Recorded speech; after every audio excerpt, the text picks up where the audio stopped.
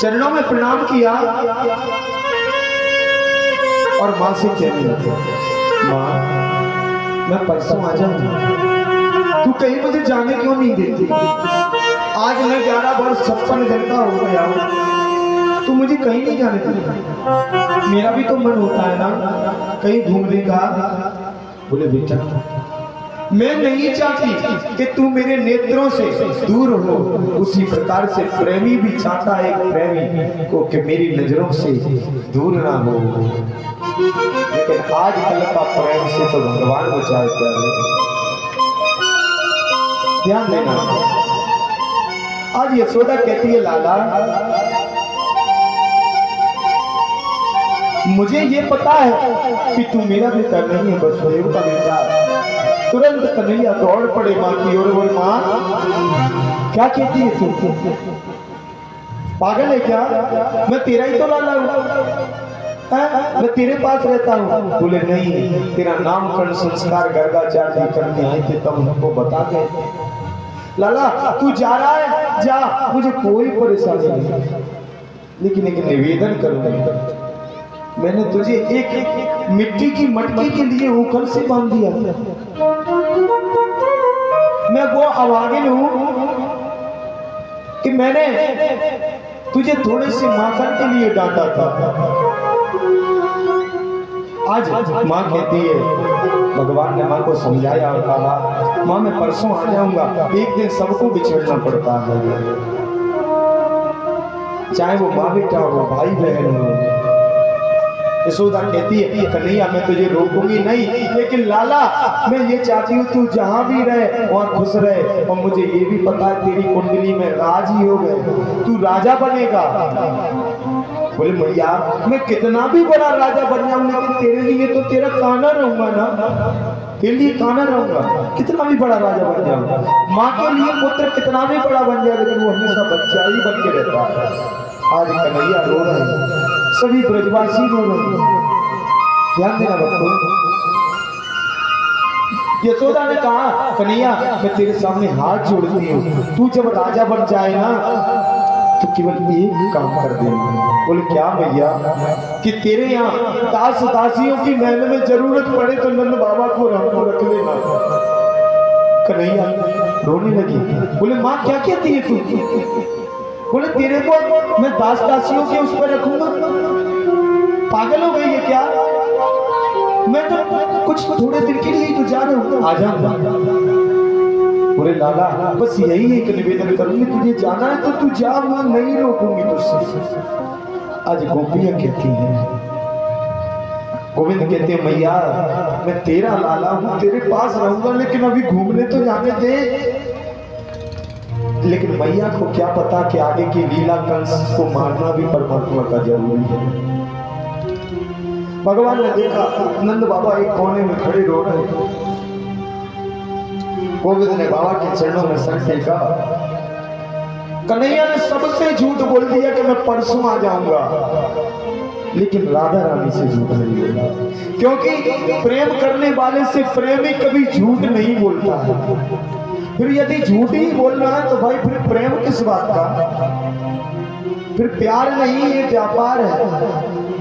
सबसे झूठ बोल दिया, अपनी माँ से भी झूठ बोल दिया कि मैं परसों आ जाऊंगा, लेकिन राधा रानी से झूठ नहीं बोला। राधा रानी ने कहा कन्हैया जा तो रहे हो, लेकिन कब आओगे? कि अब के गए कब आए हो कन्हैया, और तुम बिन कैसी ये प्राण रहेंगे, और कैसे जिएगी तेरी मैया,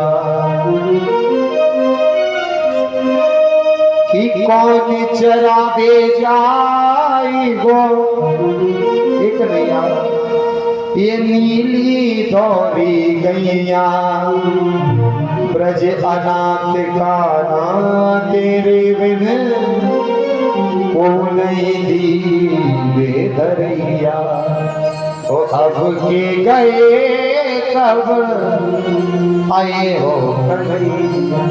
भगवान ने राधा रानी से झूठ नहीं बोला। कन्हैया ने राधा रानी से कहा अब मैं नहीं आऊंगा।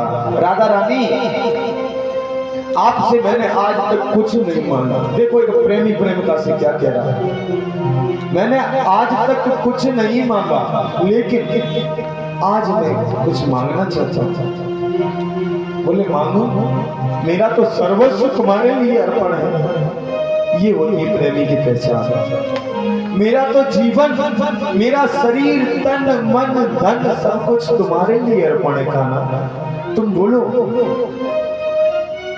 अब आजकल के प्रेमियों से तुम कुछ मांग के तो जरा देख लो, भले कितना भी खास हो, पहले अपना देखता है इस कलयुग में, ध्यान देना। आज कन्हैया ने कहा राधा रानी मैं केवल ये चीज मांग रहा हूँ, मैं इस ब्रज को छोड़ के वृंदावन को जा रहा हूँ, लेकिन तुम इस वृंदावन में हमेशा रहोगे, बस यही मांग। तो राधा रानी ने बात टाली नहीं। आज भी राधा उस वृंदावन में वास करती है। रिक्शा वाला देखो तो राधे राधे, कहीं देखो तो राधे राधे, राधे कृष्णा कोई नहीं भूलेगा, राधे राधे ही भूलेगा। ये है राधा रानी कि मन व्याकुल नयन सजल कैसी कठिन विदाई हो। मन व्याकुल नयन सजल कैसी कठिन विदाई हो। और सूरज के संग डूब रहा मन कैसी वेला हो। और राधा कहती है कि वो कृष्ण की बातें, वो कृष्ण की लीलाएं नहीं जाती है बिसराई हो। जिसके मोह में सब कुछ भूला वो वस्तु आज पराई हो। और यशोदा के पास पहुंचे कन्हैया, कितना निर्मल और पावन है माँ बेटी का नाता। 9 मास गर्भ में रखती उस माँ को शीश झुकाता, उस माँ को शीश झुकाता, उस माँ को शीश झुकाता। अरे बेटा कोई माँ से रूठे, माँ 100 बार मनाती है, 100 बार मनाती है, 100 बार मनाती है। और क्योंकि जो मैं आपके सामने बैठा हूँ, मेरे ऊपर भी माँ की बहुत बड़ी कृपा है। उनकी कृपा से मैं यहाँ पर विराजमान हूँ। यदि माँ बेटे से रूठे उस माँ को कौन मनाए, उस माँ को कौन मनाए, उस माँ को कौन मनाए। माँ कितनी भी बीमार हो, यदि पता लग जाए मेरा बेटा ड्यूटी से आ रहा है या कहीं और से आ रहा है, तो वो अपनी बीमारी भूल जाती है। जिस प्रकार से कभी कभी हम अपने कार्यक्रमों से लेट हो जाते हैं, घर पहुंचते हैं तो माँ पूछती है भोजन करोगे। अब हम सोचते हैं कि काय को परेशान करोगे, या रात का समय हम तो परेशान होके आ रही है, मना कर देंगे रोटी। लेकिन फिर भी माँ का मन नहीं मानेगा तो 1 गिलास दूध लेके जरूर आएगी, बोले इसको पी के सो जा। ये है माँ का, क्योंकि कहा गया है कि जब कोई परदेश जाता है बेटा और सुरतौर होता है फरमाइश होगा। जब कोई बच्चा परदेश चला जाए तो घर से फरमाइश पहुंचती है कि छोटा भैया कहता है कि मेरे लिए साड़ी लाना, और बीवी कहती है कि अच्छी अच्छी साड़ी लाना। लेकिन माँ क्या कहती है?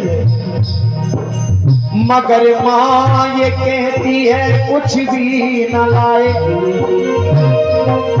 मेरा लाल वापस मेरे घर को आए, मेरा लाल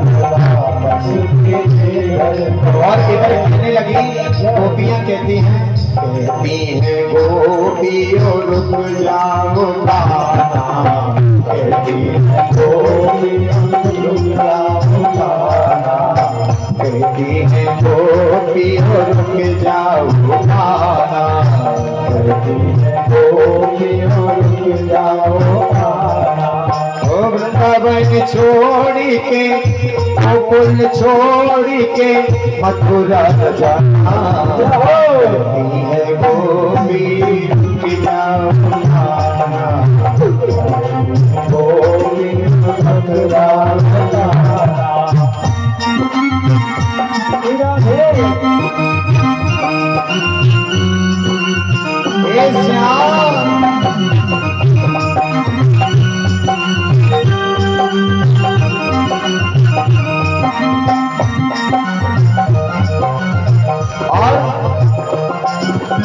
बहाना मिलेगी मैया यशोदा, बहाना मिलेगी मैया यशोदा, बहाना मिलेगी सखा सीता, बहाना मिलेगी सखा सीता। ओ ब्रज गोपियों को, ब्रज गोपियों को भूल न जाना, कहती हैं गोपी रुक जाओ गाना, कहती हैं गोपी रुक जाओ गाना।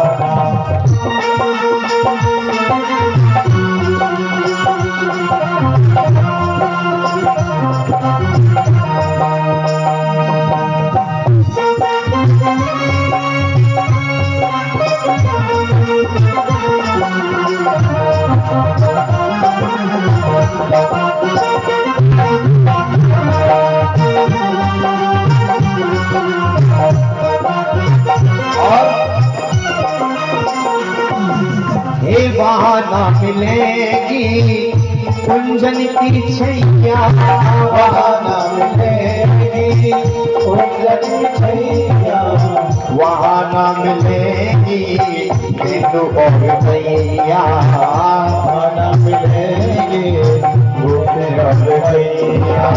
ब्रजवासियों को, ब्रजवासियों को भूल न जाना, कहती है गोपी रुक जाओ गाना, गोपी रुक जाओ गाना। श्याम